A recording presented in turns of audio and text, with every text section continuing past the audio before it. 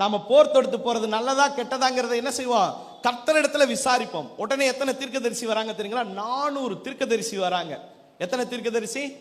சத்தமா சொல்லுங்க. 400 பேர் வந்து என்ன சொல்றாங்க தெரியுங்களா? அந்த ராஜாவுக்கு ஃபேவரா பேசுறாங்க. எப்படி பேசுறாங்க?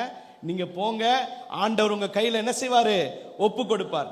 உடனே யூதாவின் ராஜாவாகிய யோசபாத்துக்கு இந்த வார்த்தையின் மீது சந்தேகம் வந்து, எல்லா ஆவிகளையும் என்ன செய்து விடக்கூடாது? நம்பிடக்கூடாது. வஞ்சகத்தின் ஆவி உண்டு. அதான் நம்ம யோவான்ல படிச்சு பார்த்தோம் இல்லைங்களா? வஞ்சகத்தின் ஆவி இன்னதென்றும் சத்தியத்தின் ஆவி இன்னதென்றும் அறிகிற, ஏனால் இது கடைசி காலமாக இருக்கிறது. வஞ்சகத்தின் ஆவி பெருகி கொண்டிருக்கின்றது. சத்தியத்தின் ஆவியை நாம் என்ன செய்யணும்? கருத்தாய் தெரிந்து கொள்ள வேண்டும். அல்லேலூயா. வஞ்சகத்தின் ஆவி அது, சத்தியத்தின் ஆவி அது. எப்படி தெரிந்து கொள்வது? எப்படி தெரிந்து கொள்வது? ஆவியானவர் இருந்தால் நமக்கு கற்றுக் கொடுப்பார். சரி, ஆவியானவர் ஒரு ஃபார்முலா வச்சிருப்பார்ல, அது எந்த ஃபார்முலா? வேதாகமத்தை விட்டுவிட்ட எந்த காரியமும் அது வஞ்சகத்தின் ஆவியாக இருக்கிறது. அல்லேலூயா. ஒரு புஸ்தகத்தை நீங்க வாசிக்கிறீங்களா, ஒரு செய்தியை கேட்கிறீங்களா, அது எதோடு ஒத்து போகணும்? வேதத்தோடு ஒத்து போகணும். வேதத்தோடு ஒத்து வராத யாருடைய பிரசங்கமாக இருந்தாலும், யாருடைய வார்த்தையாக இருந்தாலும் அது வஞ்சகத்தின் ஆவியாக இருக்கிறது. இந்த வேதாகமத்தோடு ஒத்து வரும்போது அதுவே சத்திய ஆவியாக இருக்கின்றது. அல்லேலூயா. அப்ப எங்க ஆர்ஜின் ஆரம்பிக்குது? சத்தமா சொல்லுங்க. மரத்தினுடைய கிளைகள் அங்கங்க பரவி இருக்கலாம், ஆனா வேறு எங்க இருந்து வருதுங்கிறத நம்ம கண்டுபிடிச்சிட்டோம்னா, அதான் வேதாகமத்துல இருந்து வந்துச்சுன்னு சொன்னா அது உண்மைங்க.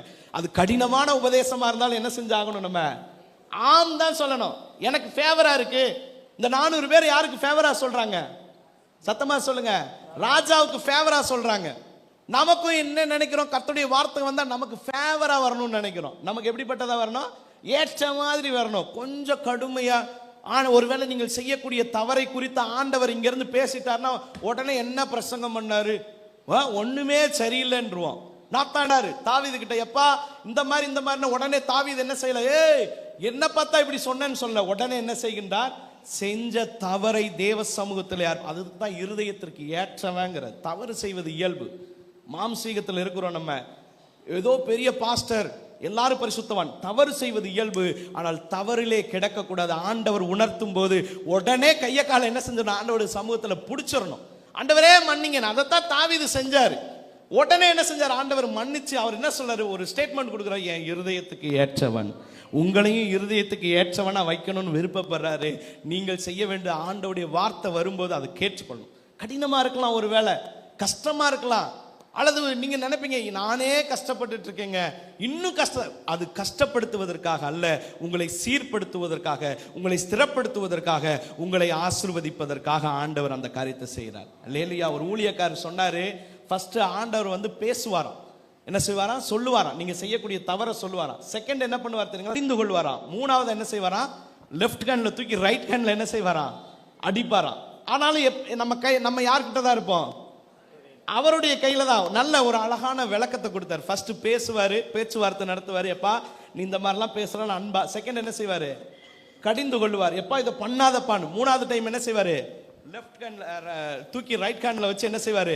ஒரே போடுவாராம். அல்லேலூயா. யாரை நேசிக்கிறோனோ அவர்களை நான் என்ன செய்றேன்? சிட்சிக்கிறவராக இருக்கின்றேன். யாரை நேசிக்கிறாரோ ஆண்டவர் என்ன செய்றாரு? அவருடைய நோக்கம் என்ன தெரியுங்களா? நீங்க பாவத்திலேயே உழன்று போயிடணும் அல்ல, விழுந்துட்டப்பா எழுந்து வருவதற்கு நான் ஒரு வாய்ப்பை கொடுக்கிறேங்கிறார். அந்த வாய்ப்பை கொடுக்கறதுக்கு அவர் பரிதபிக்கிறாரு. அந்த வாய்ப்பை நீ எழுந்துரு. நீ விழுந்த இடத்துல இல்ல, ஏதோ ஒரு லவ்ல விழுந்துட்ட, ஏதோ ஒரு என்ன செஞ்சுட்ட? தப்பான பாவத்துல விழுந்துட்ட, ஏதோ ஒரு தவறான தொடர்புல விழுந்துட்ட. இந்த விழுதலோடு இருக்க கூடாது. நீ எழுந்திருக்கும்படியான வாய்ப்பை நான் உனக்கு கொடுத்துக்கிட்டே இருக்கேன். அந்த வாய்ப்பை மிஸ் பண்ணிராதன்னு சொல்லி ஆண்டவர் திரும்ப உங்களுக்கு ஞாபகப்படுத்துகின்றார். அந்த பாவத்திலிருந்து உழன்று என்ன செய்யுங்கள்? எழுந்து விடுங்கள். ஆண்டவர் உங்களை ஆசீர்வதிப்பார்.